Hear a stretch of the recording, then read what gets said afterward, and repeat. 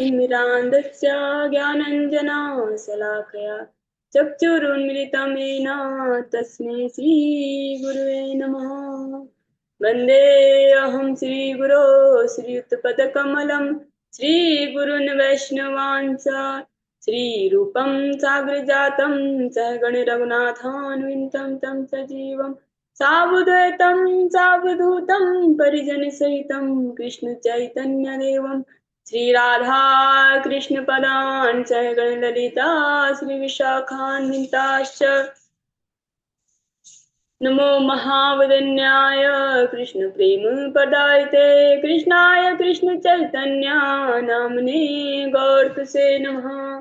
तप्त कंचन गौरांगी राधे वृंदावनेश्वरी विश्वानुसुते देवी प्रणमामि हरिप्रिये। हे कृष्ण करुणा सिंधु दीनबंधु जगतपते गोपेश गोपिका कांत राधा कांत नमस्तुते। वृंदाय तुलसीदेते प्रियाय केशवस्य च कृष्ण भक्ति पदे देवी सत्यवते नमो नमः। जय श्री कृष्ण चैतन्य प्रभु नित्यानंद श्री अद्वैत गदाधर शिवसदि गौर भक्तवृंद। हरे कृष्णा कृष्ण कृष्णा हरे हरे हरे राम राम राम हरे हरे। सर्वप्रथम भगवान के अभिन्न प्रकाश विग्रह गुरुपाद पद्म त्रिदंडी स्वामी अष्टोत्तर श्रीमद भक्ति प्रसाद विष्णु गोस्वामी गुरुदेव महाराज के चरण कमलों में कोटि कोटि दंडवत ज्ञापन करते हुए उनकी अहेतु की कृपा की प्रार्थना करती हूँ। वे हम पे कृपा करें ताकि निज कर्ताभिमान भाव को छोड़कर उनकी वाणी के वाहक के रूप में अपना परिचय दे सकें। तत्पश्चात परम गुरुदेव शिशुमद भक्ति दैत माधव गोसाई महाराज जय हूँ। परमेश्वर गुरुदेव नित्य लीला परमेश्वर जगत गुरु भक्ति सिद्धांत सरस्वती ठाकुर प्रभा जयित हूँ। समस्त गुरु परंपरा जयित हूँ। श्रीमद नित्यानंद प्रभु जयित हूँ। युगा अवतार चैतन्य महाप्रभु जयित हूँ। वृंदावन बिहारी राधा गोपीनाथ भगवान जयित हूँ। भगवान के समस्त नाम भगवान के समस्त धाम भगवान के समस्त पाठ जयित हूँ। हम पे कृपा वर्षण करे ताकि हमारी हरि गुरु वैष्णव सेवा में और हरि नाम में रुचि उत्पन्न हो सके। तत्पश्चात मैं अपने शिक्षक गुरुओं को दंडवत ज्ञापन करती हूँ। वे हम पे कृपा करे ताकि गुरु वैष्णवों के सानिध्य में हमारा आध्यात्मिक जीवन आगे बढ़ सके। आज की प्रातःकालीन कक्षा को प्रारंभ करते हैं। ओम नमो भगवते वासुदेवाय। ओम नमो भगवते वासुदेवाय। ओम नमो भगवते वासुदेवाय। हम सब श्रवण कर रहे हैं तृतीय स्कंद का 27वां अध्याय और 15वें श्लोक से हम प्रारंभ करेंगे। हम सब बहुत ही सुंदर प्रसंग सुन रहे हैं। स्वयं जो भगवान है भगवान कपिल वो अपनी माता को अपनी ही महिमा भगवान श्री भगवान की महिमा सुना रहे हैं और कैसे भक्ति योग में स्थिर होकर भगवान के चरण कमलों की प्राप्ति की जा सकती है। और जो इस संसार के भय बंधन है और बहुत सारे जो त्रिताप है बहुबंधन है उससे आसानी से मुक्ति पाई जा सकती है।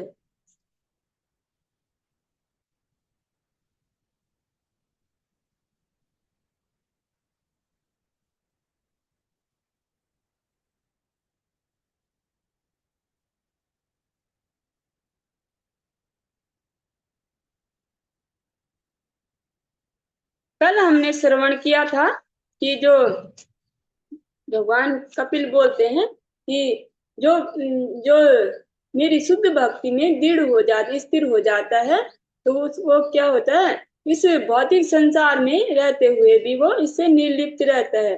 दिखता तो है कि इस भौतिक संसार में है लेकिन वो जो भौतिक संसार के जो कलमश है उससे दूर रहता है और जो त्रिगुणमयी जो प्रकृति है उसके गुणों से भी वो निर्लिप्त रहता है। जैसे एक इस श्लोक के संदर्भ में श्री जीव गोस्वामी ने एक उदाहरण दिया था कि जैसे एक हरा पक्षी है और वो हरे पेड़ पे बैठ गया तो लेकिन उसका अस्तित्व तो खत्म तो नहीं हो गया। वो खुद को पेड़ ही तो नहीं समझ बैठा। वो उसका अपना अस्तित्व है। वैसे ही जो स्वरूप सिद्ध हो जाते हैं, भगवान की भक्ति में दृढ़ हो जाते हैं, वो अपने स्वरूप को वो पहचान लेते हैं और इस प्रकृति से वो अलग हो जाते हैं। इसी तरह अब तब इस तरह वो भगवान की चरण कमलों की प्राप्ति कर लेते हैं।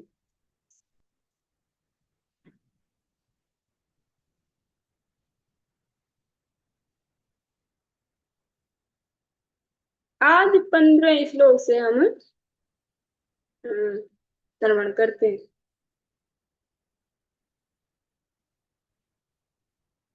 मन्यमानस्तदात्मानं नष्टो नष्टवनमृषः नष्टे अहंकरणे दृष्टा नष्टविद्या इवातुरः। अरे ये तो आगे कल तक हमने श्रवण किया, जो अपना स्वरूप पहचान लेते हैं और भगवान की प्रेम भक्ति में दृढ़ता से लग जाते हैं। अब हम जो भगवान श्री भगवान उन जीवों के बारे में बताएंगे जो भक्ति में नहीं लगते हैं। जीवात्मा स्पष्ट रूप से दृष्टा के रूप में अपने अस्तित्व का अनुभव कर सकता है, किंतु प्रगाढ़ निद्रा के समय अहंकार से दूर हो जाने के कारण वह अपने आप को उस प्रकार से विनष्ट हुआ मान लेता है जिस प्रकार संपत्ति के नष्ट होने पर अपने आप को नष्ट हुआ समझता है। तो अज्ञानतावश जो जीवात्मा है वो जो खुद को शरीर ही समझता है, तो वो जो शरीर के नष्ट होने पे खुद को ही नष्ट समझता है, क्योंकि शरीर तो अलग चीज है और ये आत्मा अलग है। जब जब आत्मा को और शरीर को अलग अलग देखेंगे तब तब अपने स्वरूप का ज्ञान होगा। जैसे कोई धनी व्यक्ति है, उसका किसी कारणवश पूरा धन नष्ट हो गया और वो ऐसे समझता है कि मैं ही नष्ट हो गया हूँ, और बहुत सारे तो इस स्थिति में वो मतलब आत्महत्या मतलब शरीर हत्या भी कर लेते हैं। लेकिन ऐसा तो नहीं है, वो तो धन था और उसका तो अलग, और वो व्यक्ति अलग था, लेकिन उसने वो उस धनी में कोई अपना मान लिया, उसमें ही इतना तल्लीन हो गया कि उसके खोते ही वो सोचता है कि मैं भी खत्म हो गया हूँ इस तरह से। लेकिन ऐसा तो है नहीं, दोनों अलग अलग चीज हैं। वैसे ही जब शरीर नष्ट होता है तो जो बद्ध जीव होते हैं तो वो देखते हैं कि हम नष्ट हो, जैसे सपने में है, सपने में जैसे देखते हैं कि हम जैसे मर गए, तो हम मर गए तो हम देख कैसे सकते हैं, क्योंकि जो मर गया वो खुद को कैसे देख सकता है। तो इस तरह से और वो विभिन्न प्रकार के उस समय दुख भी भोगता है सपने में ही, और भयंकर भय उसे लगता है। तो इसी तरह से जीवात्मा भी है। जीवात्मा खुद को अगर शरीर समझते हैं तो वो मतलब जब उसे नष्ट होता है या उसे कोई कष्ट होता है तो वो लगता है कि मुझे कष्ट हुआ, लेकिन ऐसा तो है नहीं, जीवात्मा अलग है। अपने स्वरूप को अविद्या के कारण वो भूल गया है।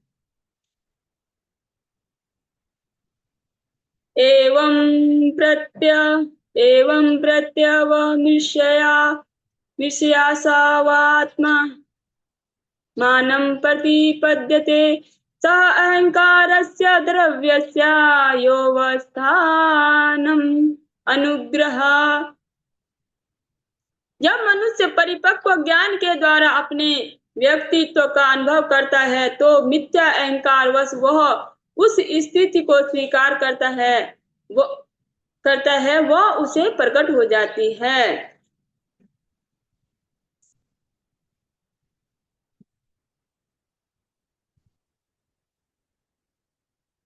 इस श्लोक की व्याख्या में ईशोपनिषद में कहा गया है, प्रत्येक वस्तु श्री भगवान की है।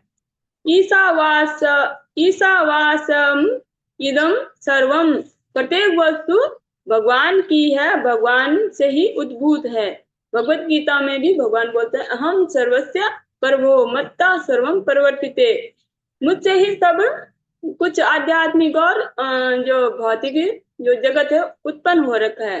इति मत्वा भजन्ते माम बुधा भाव समन्विता। जो ये समझ जाता है, जो इस बात को समझ जाता है कि सब कुछ भगवान का है, सब कुछ भगवान से ही उत्पन्न है और सब कुछ भगवान में ही, जब भगवान अंत प्रलय काल में भगवान में ही समा जाता है, जो इस बात को समझ लेते हैं वो क्या होते हैं, बुधा भाव समन्विता। तो अपने पूर्ण रूप से भगवान की प्रेम भक्ति में लग जाते हैं।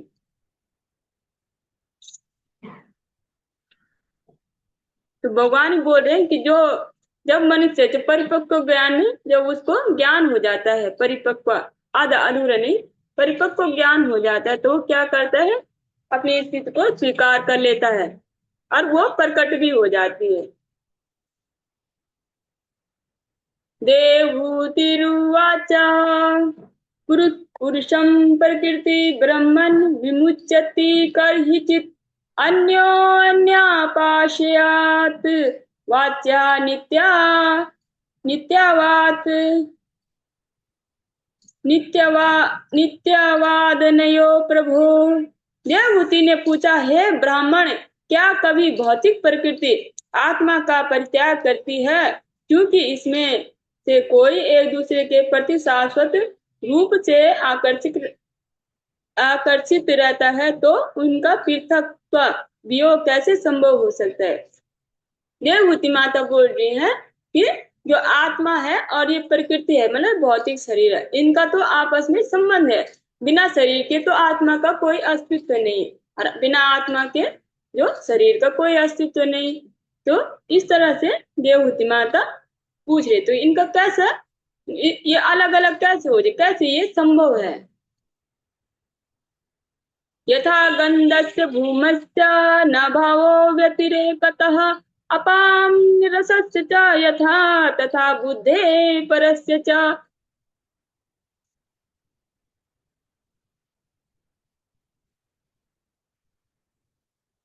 इस प्रकार पृथ्वी तथा इसकी गंध या जल तथा इसका स्वाद कोई पृथक अस्तित्व नहीं है, उसी प्रकार बुद्धि तथा चेतना का कोई पृथक अस्तित्व नहीं है। अकर्तु कर्म बंधोयम पुरुषस्य यदाश्रयः गुणेषु सतसु प्रकृते कैवल्यम तेषुवत कथम। अतः समस्त कर्मों का परोक्ष कर्ता होते हुए भी जीव जब तक जीव तब तक कैसे स्वतंत्र हो सकता है, जब तक भौतिक प्रकृति उस पर अपना प्रभाव डालती रहती है और उसे बांधती है।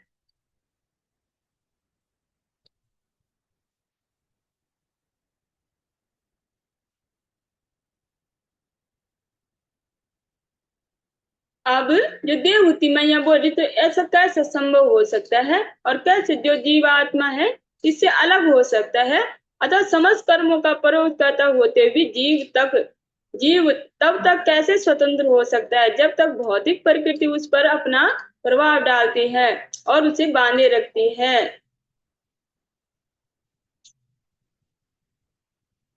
क्वचित क्वचित्वात् वामर्षेणं कश्चित् तत्त्वावमर्शेन निवृत्तं भयम् उल्बणम् निमित्वात् पुनः प्रत्यावतिष्ठते। यदि चिंतन तथा मूल सिद्धांतों की जांच परख से बंधन के महान भय से बच भी लिया जाए, तो भी वह पुनः प्रकट हो सकता है, क्योंकि इसके कारण का अंश ही नहीं है। देवहूति मैया बोल रही है कि यदि चिंतन तथा मूल सिद्धांतों की जांच परख से बंधन के भय से भी बच लिया जाए, तो यह पुनः प्रकट हो सकता है, क्योंकि इसका तो कारण का कोई अंत ही नहीं।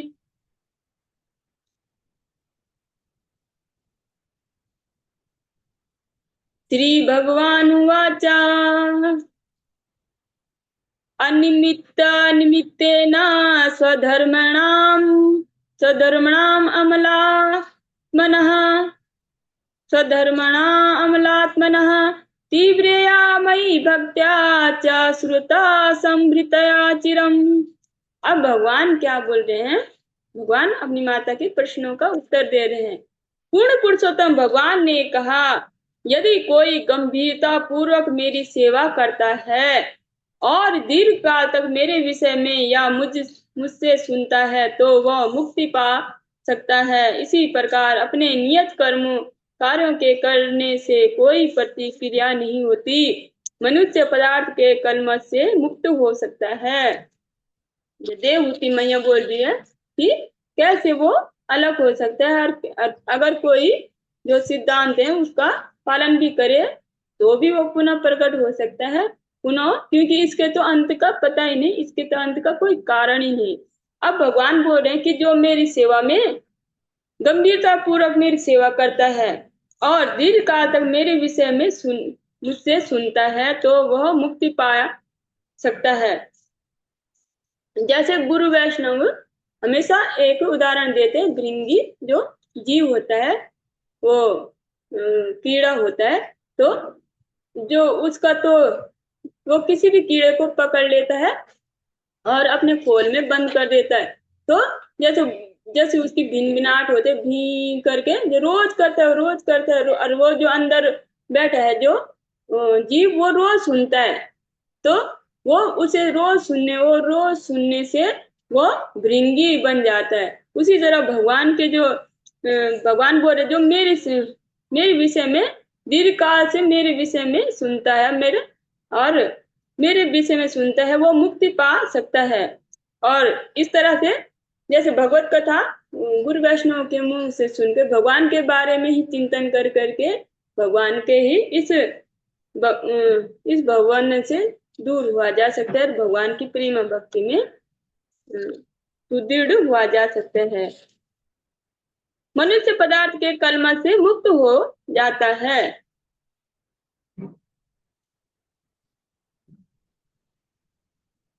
ज्ञानेन दिष्ट तत्वेन वैराग्येण बलीयसा तपोयुक्तेन योगेन तीव्रेणात्मा समाधिना।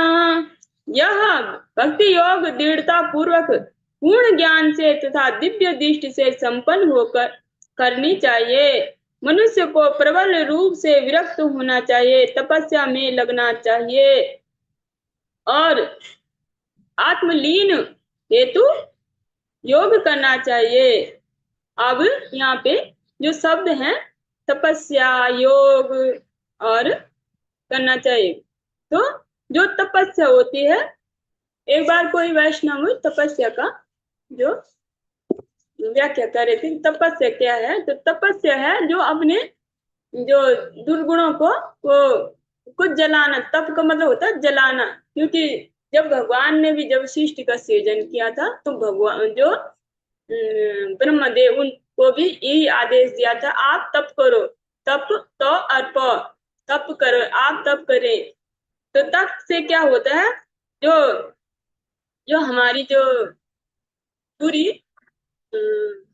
बुरे भाव होते हैं, जो दुर्गुण होते हैं, उनको नष्ट किया जा सकता है। जब ये नष्ट होते हैं तो जब कुछ चीज जलती है तो उससे क्या होता है, उजाला होता है। और वो उजाला क्या होता है, वो उजाला क्या है, दिव्य ज्ञान।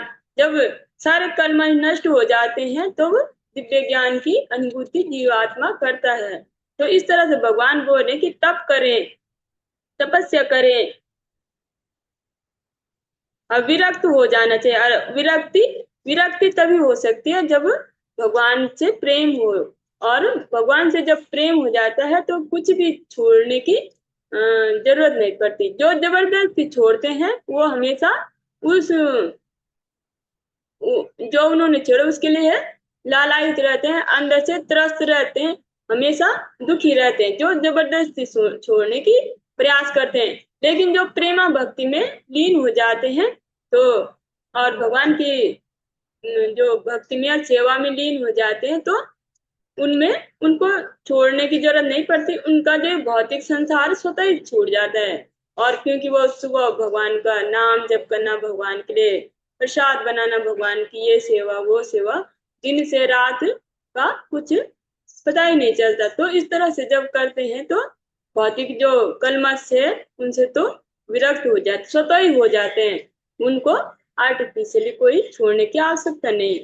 और जो छोड़ छाड़ के केवल स्वांग करते हैं कि हमने छोड़ दिया है या वो कर दिया है, तो वो अंदर से जो उनकी जो चेष्टा या मन क्या होता है, हमेशा त्रस्त रहता है। न वो इधर के रहते हैं न वो उधर के रहते हैं, इस तरह से। तो भगवान क्या बोल रहे, भक्ति योग में दृढ़ता पूर्वक ज्ञान से तथा दिव्य दृष्टि संपन्न होकर करनी चाहिए। भगवान की भक्ति मनुष्य को प्रबल रूप से विरक्त होना चाहिए, तपस्या में लगना चाहिए और आत्म लीन होने हेतु योग करना चाहिए। योग भक्ति योग।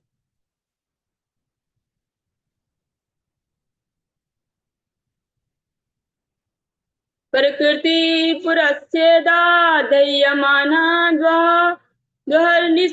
निशम तिरोभवावित्री सनकैर अग्नेर्योनि त्रिवारणिः। भौतिक प्रकृति के प्रभाव ने जीवात्मा को ढक कर रखा है, मानो जीवात्मा सदैव प्रज्वलित अग्नि में रहता है। किंतु भक्ति करने से यह प्रभाव उसी तरह दूर किया जा सकता है जिस प्रकार अग्नि उत्पन्न करने वाले काष्ठ खंड स्वयं भी अग्नि में भस्म हो जाते हैं। भगवान बोल रहे हैं कि भौतिक प्रकृति के प्रभाव ने जीवात्मा को ढक कर रखा है, मानो जीवात्मा सदैव प्रज्वलित अग्नि में रह रहा हो। किंतु भक्ति करने से यह प्रभाव उसी तरह दूर किया जा सकता है जिस प्रकार अग्नि उत्पन्न करने वाले काष्ठ खंड स्वयं भी अग्नि में भस्म हो जाते हैं। इसकी थोड़ा व्याख्या श्रवण कर लेते हैं। अब अग्नि लकड़ी के टुकड़ों के भीतर संरक्षित रहती है और परिस्थितियां अनुकूल होने पर वह जल उठती है, किंतु जो काष्ठ खंड अग्नि उत्पन्न करने वाले होते हैं वे भी अग्नि के द्वारा स्वाहा हो जाते हैं। इसी प्रकार जीवात्मा का सांसारिक बद्ध जीवन भौतिक प्रकृति पर अधिकार जताने की इसकी इच्छा के कारण और परमेश्वर से द्वेष के कारण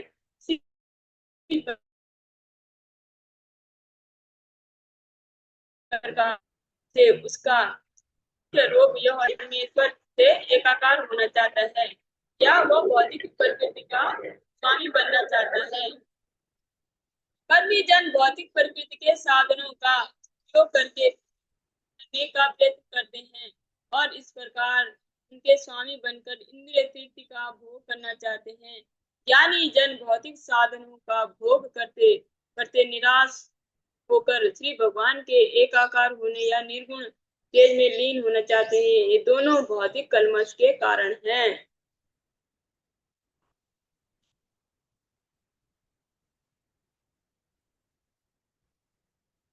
इसमें इस श्लोक में समझाया गया है कि जो जीवात्मा है तो वो क्या करती है कि सदैव प्रज्वलित अग्नि से ढका रहता है, किंतु भक्ति करने से यह प्रभाव उसी तरह दूर हो जाता है जिस प्रकार अग्नि उत्पन्न करने वाले काष्ठ खंड स्वयं अग्नि में भस्म हो जाते हैं।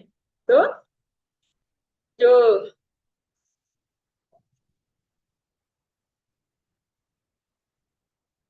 जीवात्मा जो भक्ति करने से जो इस प्रकृति के जो कलमश है वो समूल नष्ट हो जाते हैं और वो एक शुद्ध जीवात्मा बन जाता है भगवान की भक्ति करके। भुक्त भोगा परित्यक्ता दिष्टि दोषा च नित्ययस् नैश्वर्यस्य शुभम दत्ते सवे महीम्नि स्थितस्य च। भौतिक प्रकृति पर अधिकार जताने की इच्छा से दोषों को ज्ञात करके और फलस्वरूप उस इच्छा को त्याग करके जीवात्मा स्वतंत्र हो जाता है और अपनी कीर्ति में स्थित हो जाता है।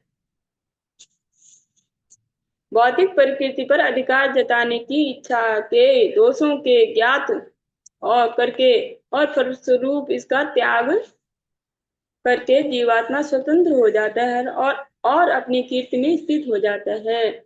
और जब जीवात्मा को पता चलता है कि जो भौतिक प्रकृति का जो वो स्वामी बन रहा है और जो अपनी इस दोष प्रवृत्ति को वो जान लेता है, तो क्या करता है, तब इसका त्याग कर देता है और भगवान की भक्ति करने लग जाता है। इस तरह से वो स्वतंत्र हो जाता है और अपनी कीर्ति में स्थित हो जाता है। जो उसका पूर्व धर्म है, जीवे स्वरूप है, कृष्ण नित्य दास, तो अपनी जो पूर्व अवस्था में वो स्थिर हो जाता है। यथा यः प्रतिबुद्धस्य परशिवापो वहनार्थभृतः स एव प्रतिबुद्धस्य नवे मोहाय कल्पते। स्वप्नावस्था में मनुष्य की चेतना प्राय ढकी रहती है और उसे अनेक अशुभ वस्तुएं दिखाई देती हैं, किंतु उसके जगने पर तथा पूर्ण चेतन होने पर ऐसी अशुभ वस्तुएं उसे भ्रमित नहीं करती। जैसे बस इतना ही अंतर है। जो जो अपनी स्थिति को जान लेता है, मतलब जो स्वप्न से उठ गया है और जो निद्रा से उठ गया है, अविद्या से उठ गया है, वो समझ पाता है कि जो जो कुछ ये देख रहा हूँ इसका कोई मतलब नहीं, ये मुझे कष्ट नहीं पहुंचाएंगे, ये केवल मेरे शरीर को, ये जो मैंने ये शरीर आवरण जो मैंने पहन रखा है, इसे करेंगे, मुझे थोड़ा ना करेंगे।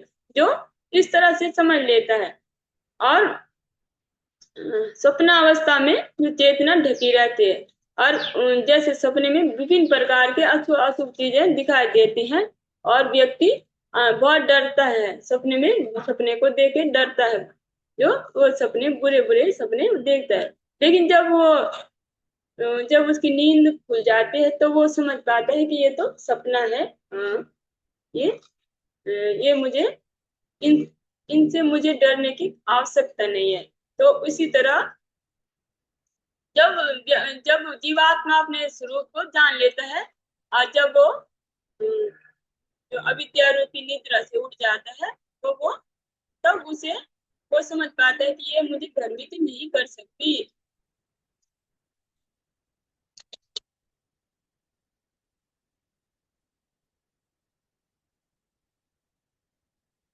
एवं विधि तत्तस्य प्रकृतिर्महिमानासं यज्जतो नापकुरुत आत्मरामस्य कर्हिचित्।